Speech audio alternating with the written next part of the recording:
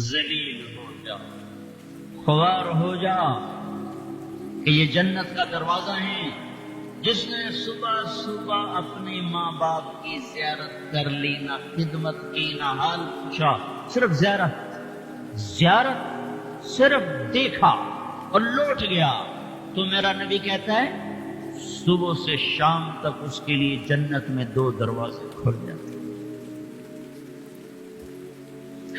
ادریس کا ایک تو باقی ہے، میرے تو دونوں ہی بند ہو چکے ہیں۔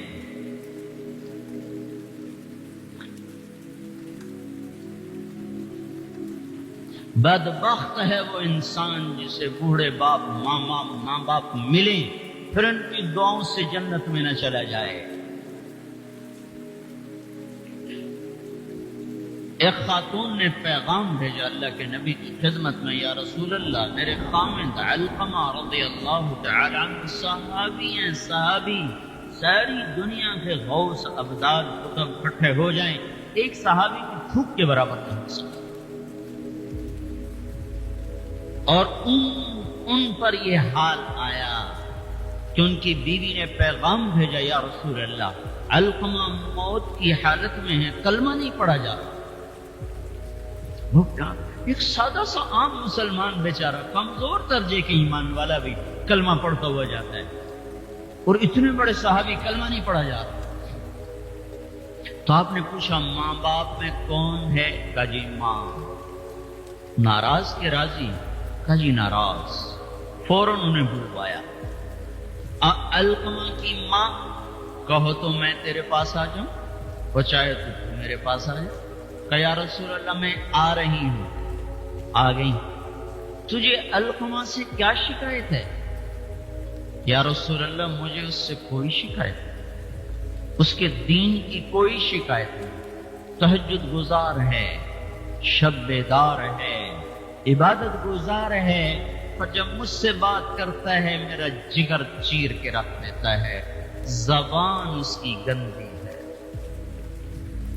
زبان غلط استعمال کرتا ہے۔ میں ماں ہوں، میں نے دودھ پلایا ہے، جب وہ مجھ سے تیزی میں بات کرتا ہے میرا جگر کٹتا ہے۔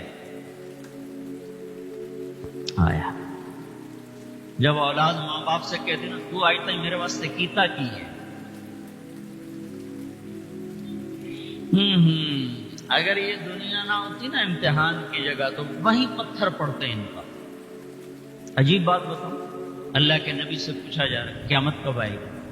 آپ نے کہا اللہ ہی جانے، کا نشانی بتا دیں کہ قریب آ چکی ہے۔ تو آپ نے یہ نہیں کہا جب شرک زیادہ ہو جائے، کفر زیادہ ہو جائے، زنا زیادہ ہو جائے، شراب زیادہ ہو جائے، سود زیادہ ہو جائے۔ آپ نے کیا کہا؟ جب تم دیکھو کہ لوگ اپنی ماؤں سے نوکروں کی طرح سلوک کرنے لگ جائیں، جب فیصل آباد کے نوجوان اپنی ماؤں کو نوکر کی طرح جھاڑ دیں تو سمجھو کہیں دائیں بائیں سے قیامت کا حملہ ہونے والا ہے۔ تو آپ نے کہا تم معاف کر دے۔ کہ یا رسول اللہ میں نہیں معاف، اس کو نہیں پتا کہ میرا بیٹا موت کی حالت میں آ چکا، ناراض ہو کے دوسری جگہ رہے، معاف کر دے۔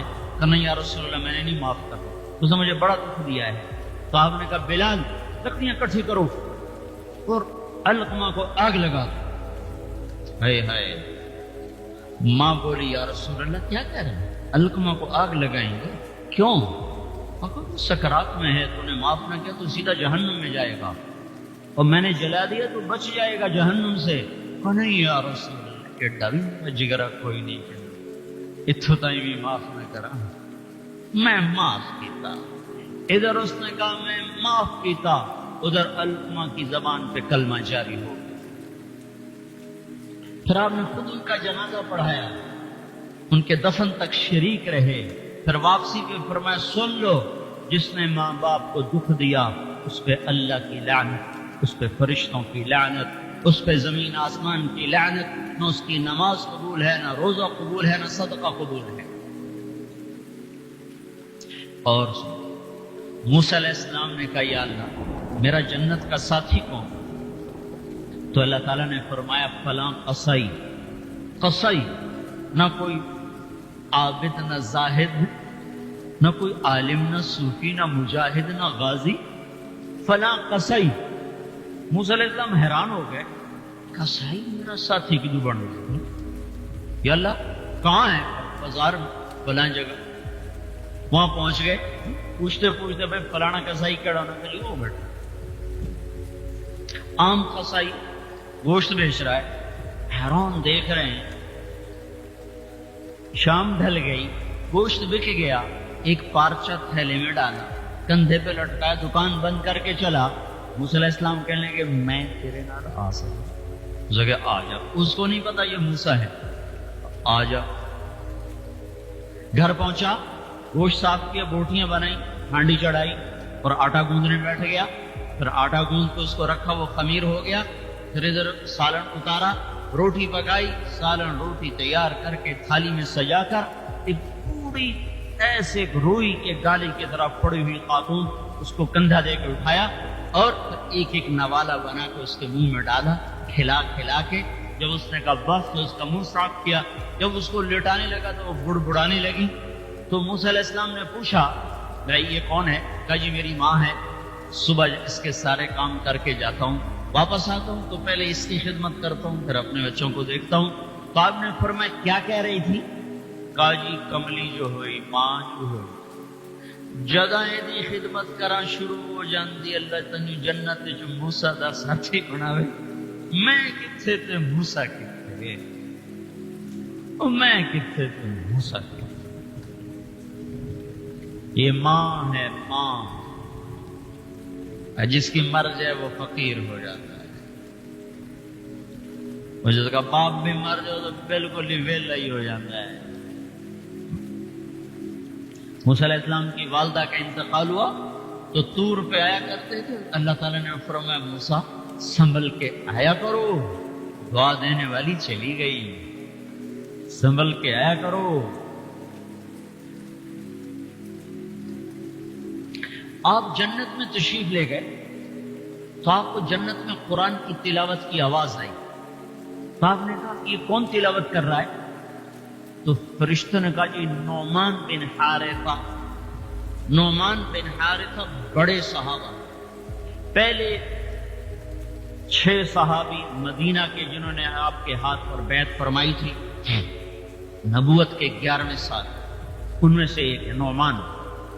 تو وہ تو مدینے میں بیٹھا ہوا ہے, آواز جنت میں کیسے آ رہی ہے؟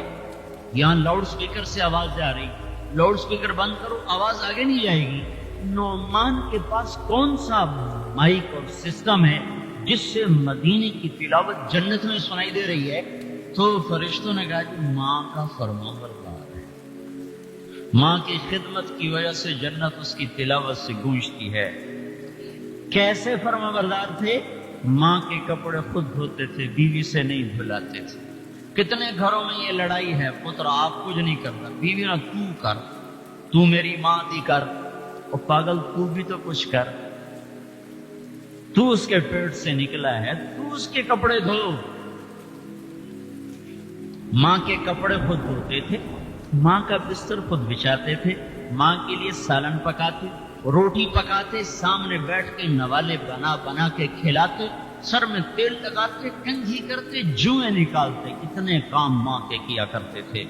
اور ماں نے کوئی کام کہا اور سمجھ میں نہیں آیا تو دوبارہ نہیں کہتے تھے, اما موڑا کھن میں پتہ نہیں لگا. بیوی کو اشارہ کر کے باہر بلاتے, پھر کہتے اما نے کیا کہا تھا مجھے سمجھ میں نہیں آیا.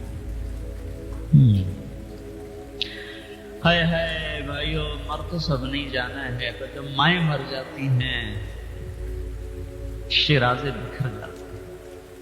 ایک ماں 10 بچوں کو سنبھالتی ہے, 10 بچے ایک ماں نہیں سنبھالتی. اور ماں باپ کافر بھی ہوں گے تو اولاد کے لیے ہاتھ اٹھائیں گے تو اللہ آسمانوں پر اٹھائے گا. ہاں, ماں باپ ایسی چیز ہے. اللہ تعالیٰ نے کہا تیرے ماں باپ کافر بھی ہوں تو ان کی گستاخی نہ کرنا, اطاعت بھی نہ کرنا, گستاخی بھی نہ کرنا. تو بھائیو موت تو سب کے لیے ہے, سارے ہی مر جائیں گے. ماؤں کا مرنا بڑا دکھ ہوتا ہے, لیکن مسلمان کو یہ تسلی ہے کہ ایک دن اللہ جمع کرتا. جنات عدن یدخلونہا ومن صلح من آبائهم وأزواجهم وذرياتهم فالملائكة يدخلون عليهم من كل باب سلام علیکم بما صبرتم فنعم عقبى الدار. دنیا میں اطاعت سے زندگی گزار لو، اللہ آخرت میں جنت کا دروازہ کھولے گا. اگر جا چلا جا، ماں باپ کو بھی لے جا، بیوی بچوں کو بھی لے جا.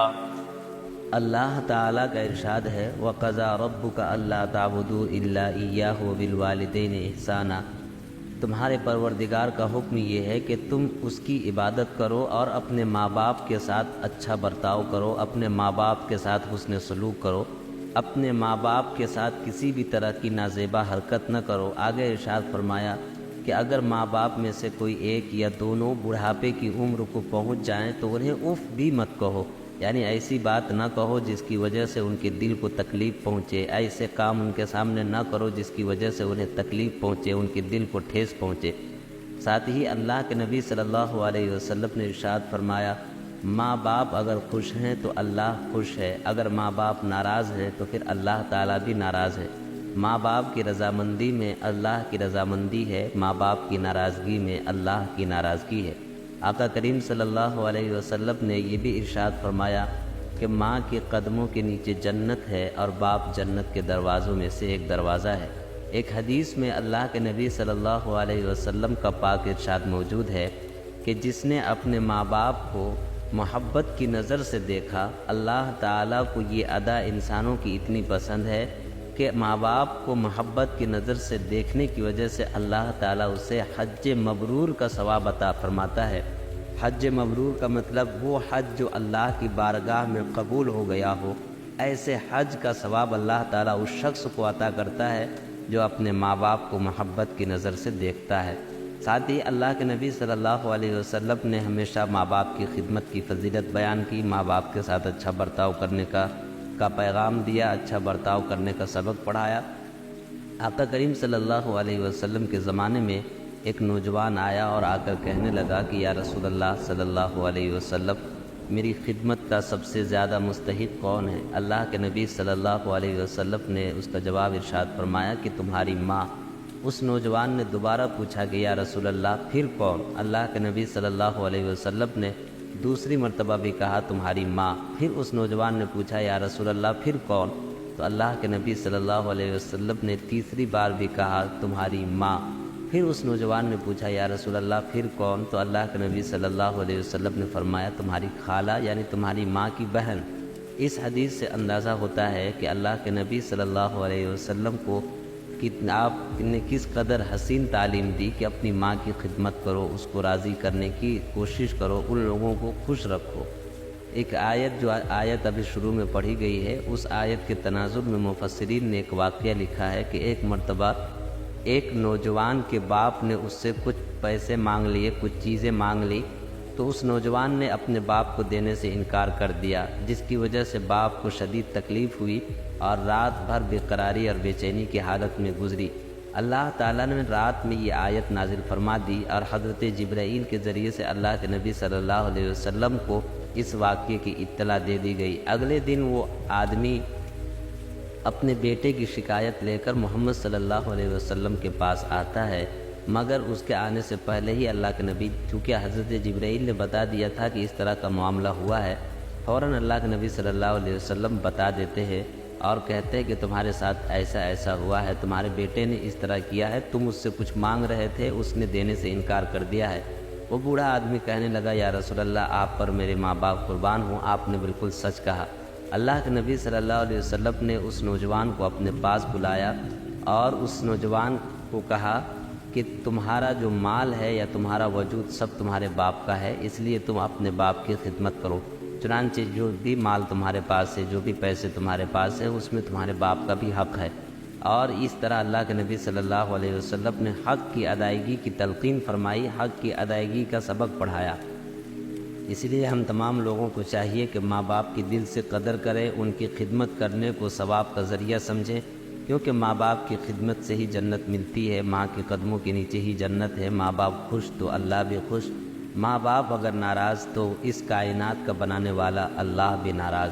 اللہ کے نبی صلی اللہ علیہ وسلم کے زمانے میں ایک صحابی اویس قرنی جو ماں کی خدمت کرنے کی وجہ سے اللہ کے نبی صلی اللہ علیہ وسلم کے پاس نہیں آ پائے اور جن کی وجہ سے ان کو صحابی کا درجہ نہیں ملا، مگر ایک مرتبہ جب وہ آئے اور اللہ کے نبی صلی اللہ علیہ وسلم سے ملاقات نہیں ہوئی، حضرت عائشہ نے بتایا کہ یا رسول اللہ، اویس نامی ایک شخص آیا تھا۔ اللہ کے نبی صلی اللہ علیہ وسلم نے بڑی حسرت سے کہا کہ عائشہ کیا تو نے اس کو دیکھا؟ یعنی حسرت ظاہر کی کہ وہ شخص ہے جس کو بڑی فضیلت حاصل ہے، جو اپنی ماں کی خدمت کرنے کی وجہ سے بڑی اہمیت کا حامل ہے، اس کے درجات اللہ کی نگاہ میں بہت زیادہ ہے۔ اس لیے اللہ تعالیٰ سے دعا ہے کہ اللہ تعالیٰ ہم تمام لوگوں کو والدین کی خدمت کی توفیق عطا فرمائے۔ سبسکرائب کریں ہمارے چینل لائٹ ٹو ہیومینٹی کو، کلک کریں بیل آئیکن پہ جس سے ہر ایک نوٹیفیکیشن آپ کو ملتی رہے۔